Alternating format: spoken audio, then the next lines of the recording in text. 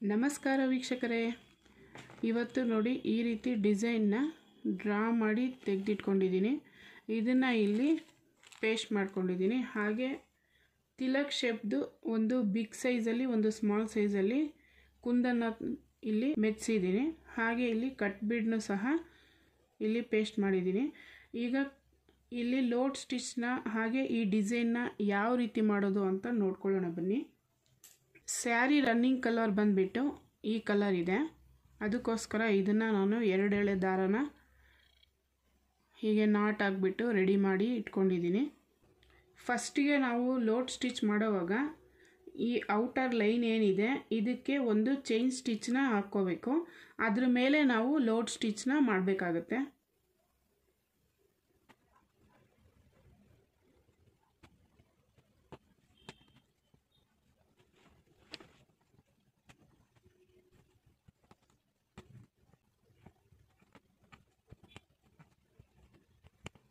Chain ಸ್ಟಿಚ್ನ ಚಿಕ್ಕದಾಗಿ ಹಾಕಿದ್ರೆ ಅದು ಫಿನಿಶಿಂಗ್ ಅನ್ನೋದು ತುಂಬಾ ಚೆನ್ನಾಗಿ ಬರುತ್ತೆ. ಇದ್ರ ಮೇಲೆ ಲೋಡ್ ಸ್ಟಿಚ್ ಮಾಡಿದ್ರೆ ಅದು ಫಿನಿಶಿಂಗ್ ಅನ್ನೋದು ಕ್ಲೀನಾಗಿ ಕೂರುತ್ತೆ.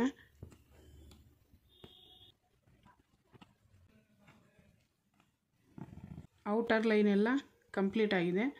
ಈಗ ಲೋಡ್ ಸ್ಟಿಚ್ನ ಮಾಡಬೇಕು. ಲೋಡ್ ಸ್ಟಿಚ್ಚು ಯಾವ ರೀತಿ ಬರಬೇಕು ಅಂದರೆ ಈ ಲೈನ್ಸ್ ಹಾಕಿರ್ತೀವಲ್ಲ ಇದ್ರ ಮೇಲೇ ಬರಬೇಕು. ಈ ಸ್ಟಿಚ್ ಕೆಳಗಡೆ ಒಂದು ಲಾಕು, ಹಾಗೆ ಈ ಸ್ಟಿಚ್ ಒಳಗಡೆ ನಾವು ಲೋಡ್ನ ಮಾಡಬೇಕು. ಇದ್ರ ಹೊರಗಡೆ ಒಂದು ಸಲ ಸ್ಟಿಚ್ನ ತಗೋಬೇಕು. ಔಟರ್ ಲೈನ್ ಏನಿದೆ ಅದ್ರ ಒಳಗಡೆ ಲೋಡ್ ಸ್ಟಿಚ್ ಬರಬೇಕು. ಅದ್ರ ಹೊರಗಡೆ ಒಂದು ಲಾಕ್ನ ಹಾಕಬೇಕು, ಅಂದರೆ ಸ್ಟಿಚ್ನ ಹಾಕ್ಕೋಬೇಕು.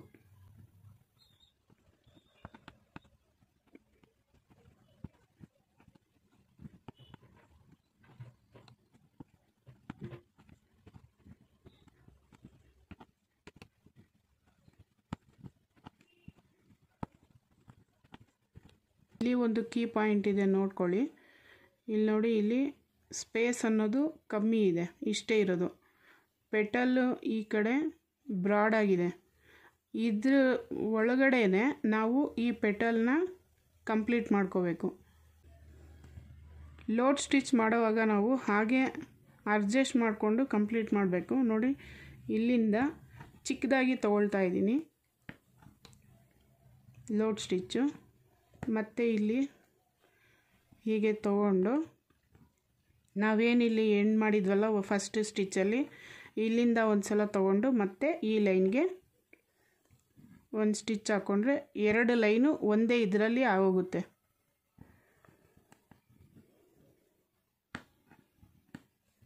ಸ್ಪೇಸ್ ನೋಡ್ಕೋಬೇಕು. ಸ್ಪೇಸ್ ನೋಡ್ಕೊಂಡ್ಬಿಟ್ಟು ನಾವು ಅಡ್ಜಸ್ಟ್ ಮಾಡ್ತಾ ಹೋಗಬೇಕು. ನಾವು ಈ ಔಟರ್ ಲೈನ್ ಹಾಕೋ ಉದ್ದೇಶ ಈ ಪೆಟಲ್ಸ್ ಅನ್ನೋದು ಫಿನಿಶಿಂಗು ನೀಟಾಗಿ ಬರಬೇಕು ಅಂತ.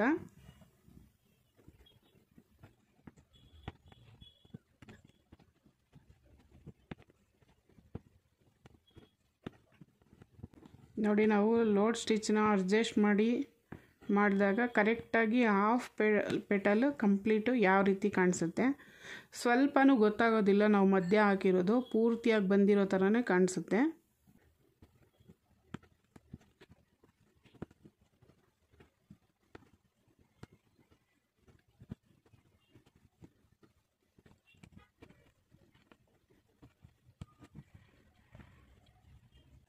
ನೋಡಿ, ಈಗ ಈ ಕಲರಲ್ಲಿ ಲೋಡ್ ಸ್ಟಿಚ್ ಆಗಿದೆಯಲ್ವ, ಇದಕ್ಕೆ ಬ್ಲೌಸ್ ರನ್ನಿಂಗ್ ಕಲರ್ ಬಂದುಬಿಟ್ಟು ಈ ಕಲರ್ ಇದೆ.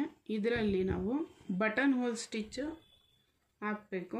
ಬಟನ್ ಹೋಲ್ ಸ್ಟಿಚ್ನ ಯಾವ ರೀತಿ ಹಾಕಬೇಕು ಅಂತ ನಾನು ವಿಡಿಯೋ ಕ್ಲಾಸಲ್ಲಿ ತೋರಿಸಿದ್ದೀನಿ. ನೋಡಿ, ದಾರಾನ ಈ ರೀತಿ ತೊಗೊಂಡು ಒಂದೇ ಸಲ ಹೀಗೆ ಎಳ್ಕೋಬೇಕು. ಆಗ ಇಲ್ಲಿ ನಾಟ್ ಕೂರುತ್ತೆ. ಮತ್ತು ಇಲ್ಲಿ ಚಿಕ್ಕದಾಗಿ ಒಂದು ನಾಟ್ನ ಹಾಕ್ಕೊಳ್ಳಿ. ಪಕ್ಕದಿಂದ ಒಂದು ಸ್ಟಿಚ್ಚು, ಇಲ್ಲಿಂದ ದಾರಾನ ನೋಡ್ಕೊಳ್ಳಿ, ಹೀಗೆ ಒಂದೇ ಸಲ ಎಳ್ಕೋಬೇಕು. ಆಗ ಇಲ್ಲಿ ನಾಟ್ ಕೂರುತ್ತೆ. ಚಿಕ್ಕದಾಗಿ ಒಂದು ಸ್ಟಿಚ್ನ ಹಾಕ್ಕೊಳ್ಳಿ. ನಾವಿಲ್ಲಿ ಸ್ಟಿಚ್ ಹಾಕೋ ಉದ್ದೇಶ ನೋಡಿ ಎಷ್ಟು ನೀಟಾಗಿ ಪರ್ಫೆಕ್ಟಾಗಿ ಕೂರುತ್ತೆ. ಇಲ್ಲ ಅಂದರೆ ಪ್ರಾಪರಾಗಿ ಬರೋದಿಲ್ಲ. ನೋಡಿ ಈಗ ಇಲ್ಲಿಂದ ತೋರಿಸ್ತೀನಿ ಸ್ಟಿಚ್ ಹಾಕೋದು ಯಾಕೆ ಬರುತ್ತೆ ಕ್ರಾಸಾಗಿ. ಅದಕ್ಕೋಸ್ಕರ ನಾವು ಪಕ್ಕದಲ್ಲಿ ಒಂದು ಸ್ಟಿಚ್ನ ಹಾಕ್ಕೋಬೇಕು. ಇಂದ ದಾರನ ಹೀಗೆ ಎಳ್ಕೋಬೇಕು.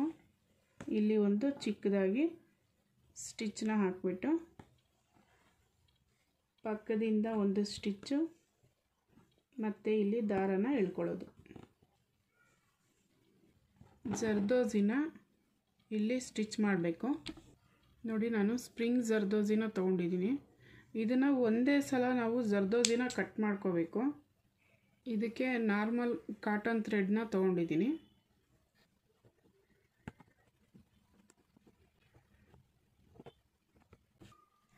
ಈಗ ಇಲ್ಲಿ ಏನು ನಾವು ಜರ್ದೋಜಿನ ಹಾಕಿದೆಯಲ್ಲ ಈ ಎಡ್ಜಲ್ಲೂ ಬರಬೇಕು ಒಂದು ಲೈನು.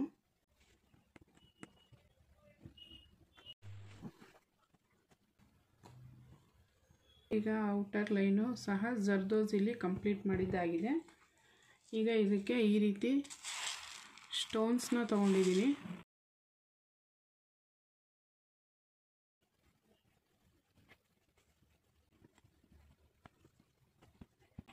ನಾವು ಲೀವ್ ಸ್ಟಿಚ್ನ ಮಾಡ್ತೀವಲ್ಲ ಹಾಫ್ ಸೈಡಲ್ಲಿ ಅದೇ ರೀತಿ ಮಾಡಬೇಕು.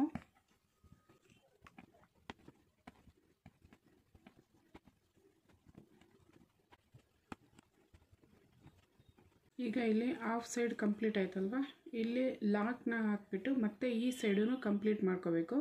ಇದು ಕಂಪ್ಲೀಟ್ ಆದಮೇಲೆ ತೋರಿಸ್ತೀನಿ.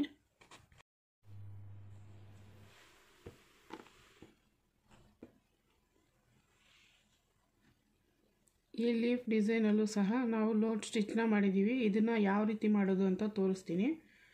ಇಲ್ಲಿ ಬೀಡಲ್ಲಿ ಲೀಫ್ ಸ್ಟಿಚ್ನ ನಾವು ರೆಡಿ ಮಾಡಬೇಕು.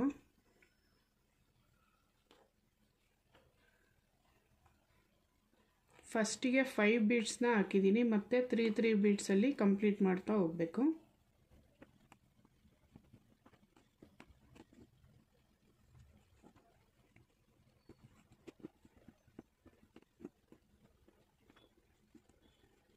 ಸ್ವಲ್ಪ ಕ್ರಾಸಲ್ಲಿ ತೊಗೊಂಡ್ರೆ ಈ ಕುಂದನ್ಗೆ ತುಂಬ ಚೆನ್ನಾಗಿ ಕಾಣಿಸುತ್ತೆ. ಇದೇ ರೀತಿ ನಾವು ಕಂಪ್ಲೀಟ್ ಮಾಡಬೇಕು. ನೋಡಿ ಇದು ಲೀಫ್ ಲೈನು ಹಾಗೆ ಲೀಫ್ ಪೆಟಲು ಎರಡೂ ಬೀಡ್ಸಲ್ಲಿ ಕಂಪ್ಲೀಟ್ ಮಾಡಿದ್ದಾಗಿದೆ. ಇಲ್ಲೂ ಸಹ ಬೀಡ್ಸಲ್ಲೇ ಕಂಪ್ಲೀಟ್ ಮಾಡಬೇಕು. ನಾವೇನು ಔಟ್ಲೈನ್ ಬರೆದಿಟ್ಕೊಂಡಿದ್ವಲ್ಲ ಅದ್ರ ಒಳಗಡೆನೇ ನಾವು ಇದನ್ನು ಕಂಪ್ಲೀಟ್ ಮಾಡ್ಕೋಬೇಕು.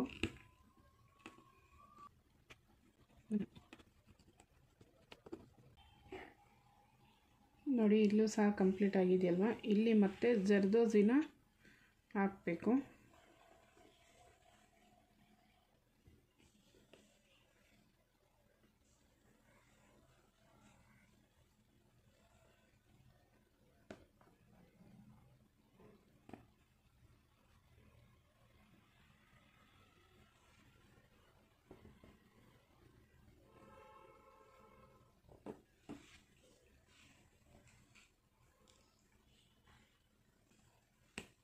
ನೋಡಿ ಫಸ್ಟ್ ಲೈನು ಜರ್ದೋಜಿ ಆಗಿದೆ.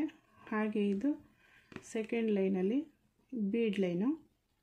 ಥರ್ಡ್ ಲೈನಲ್ಲೂ ಸಹ ನಾವು ಜರ್ದೋಜಿನ ಹಾಕಬೇಕು.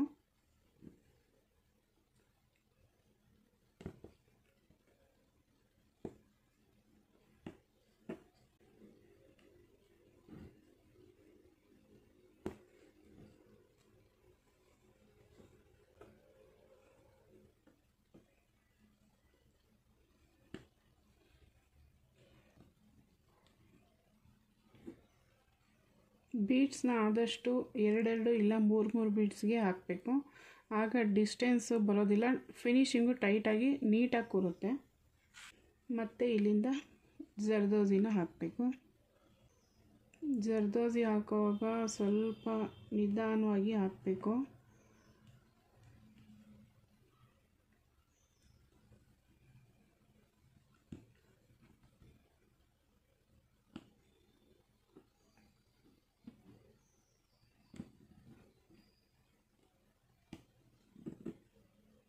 ಇದೇ ರೀತಿ ಇದು ಪೂರ್ತಿ ಕಂಪ್ಲೀಟ್ ಮಾಡ್ಕೊಳ್ಳೋಣ.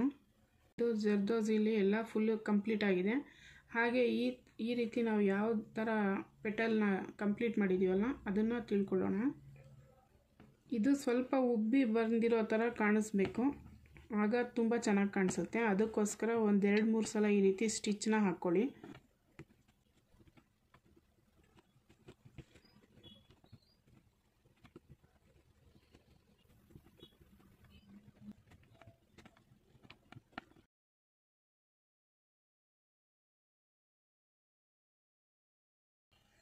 ಈಗ ಇದು ಲೀಫ್ ಸ್ಟಿಚ್ಚಲ್ಲಿ ನಾವು ಮಧ್ಯ ಸ್ಪೇಸ್ ಬಿಟ್ಟಿದ್ದೀವಲ್ಲ, 2 ಕಡೆ ಫಿಲ್ಲಿಂಗ್ ಮಾಡಿದ್ದೀವಿ. ಇದರಲ್ಲಿ ಇಲ್ಲಿ ಮಧ್ಯ ಸ್ಪೇಸ್ ಇದೆಯಲ್ವ, ಇದಕ್ಕೆ ಬ್ಲೌಸ್ ರನ್ನಿಂಗ್ ಕಲರ್ ಥ್ರೆಡ್ನ ತೊಗೊಂಡಿದ್ದೀನಿ, ಶೇಡಿಂಗ್ ಚೆನ್ನಾಗಿ ಬರುತ್ತೆ ಅಂತ. ಬಟನ್ ಹೋಲ್ ಸ್ಟಿಚ್ನ ಹಾಕಬೇಕು.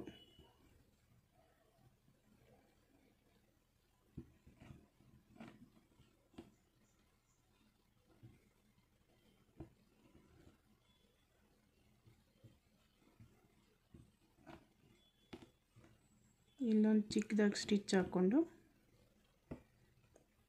ಮತ್ತೆ ಈ ಕಡೆ ಒಂದು ಸಲ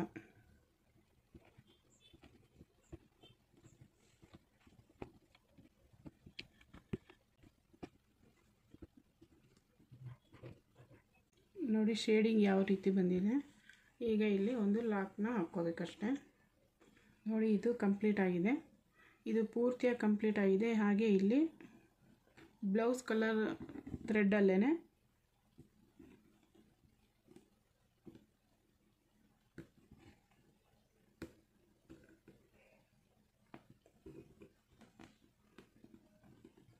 ಬಟನ್ ಹೋಲ್ ಸ್ಟಿಚ್ಚಲ್ಲಿ ಫಿಲ್ ಮಾಡಬೇಕು.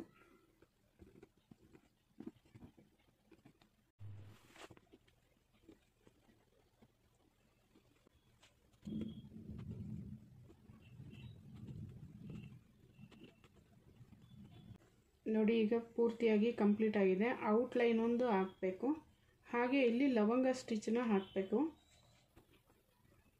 ನಾವು ಡಿಸೈನ್ ಪ್ಯಾಟ್ರನ್ ಏನು ಮಾಡಿದ್ದೀವಲ್ಲ ಅದಕ್ಕೆ ಪೂರ್ತಿಯಾಗಿ ಹೀಗೆ ಒಂದು ಸಲ ಎಡ್ಜಸ್ ಎಲ್ಲ ಸ್ಟಿಚ್ ಆಗ್ತಾ ಬರಬೇಕು. ನೋಡಿ ಈಗ ಫಿನಿಶಿಂಗ್ ಅನ್ನೋದು ಯಾವ ರೀತಿ ಕಾಣಿಸುತ್ತೆ.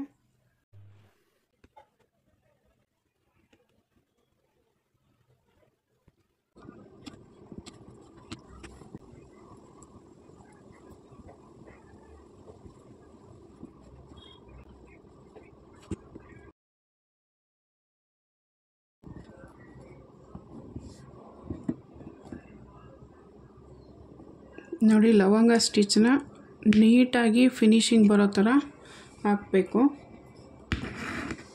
ನಾನು ಫ್ರೆಂಚ್ ನಾಟಲ್ಲೆಲ್ಲ ಕ್ಲಾಸಲ್ಲಿ ತೋರಿಸಿದ್ದೀನಿ ಲವಂಗ ಸ್ಟಿಚ್ ಯಾವ ರೀತಿ ಹಾಕಬೇಕು ಅಂತ. ನಿಮಗೆ ಇದು ಸರಿಯಾಗಿ ಗೊತ್ತಾಗಲಿಲ್ಲ ಅಂದರೆ ವಿಡಿಯೋ ಇದೆ ನೋಡಿ. ಈಗ ಇದ್ರ ಮಧ್ಯದಿಂದನೇ ಒಂದು ಲಾಕ್ನ ಹಾಕ್ಕೋಬೇಕು. ನೋಡಿ ವರ್ಕ್ ಅನ್ನೋದು ಪೂರ್ತಿ ಕಂಪ್ಲೀಟ್ ಆಗಿದೆ. ಈ ಪೆಟಲು ಯಾವ ರೀತಿ ಹಾಕಿರೋದು ಅಂತ ನಾನು ಡೀಟೇಲಾಗಿ ತೋರಿಸಿದ್ದೀನಿ. ಇದರಲ್ಲಿ ಲೋಟ್ ಸ್ಟಿಚ್ಚು ಹಾಗೆ ಬಟನ್ ಹೋಲ್ ಸ್ಟಿಚ್ ಇಷ್ಟೇ ಹಾಕಿರೋದು. ಹಾಗೆ ಬೀಡ್ಸ್ನ ಈ ರೀತಿ ರೆಡಿ ಮಾಡಿದ್ದೀನಿ.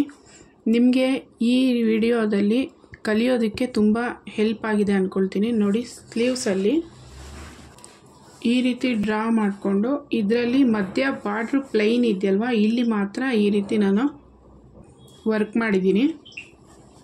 2 ಸೈಡೂ ಆಗಿದೆ. ಸ್ಲೀವ್ಸ್ ಈ ರೀತಿ ಬಂದಿದೆ. ಹಾಗೆ ಇದನ್ನು ಯಾವ ರೀತಿ ಮಾಡಬೇಕು ಅಂತ ತೋರಿಸಿದ್ದೀನಿ.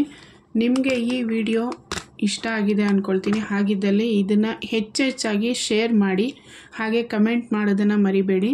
CS ಫ್ಯಾಷನ್ ಕ್ರಿಯೇಷನ್ನ ಈ ಕೂಡಲೇ ಸಬ್ಸ್ಕ್ರೈಬ್ ಮಾಡ್ಕೊಳ್ಳಿ. ಹೊಸ ಡಿಸೈನ್ನ ಕಲಿಯೋದಕ್ಕೆ ಅನುಕೂಲ ಆಗುತ್ತೆ. Thank you.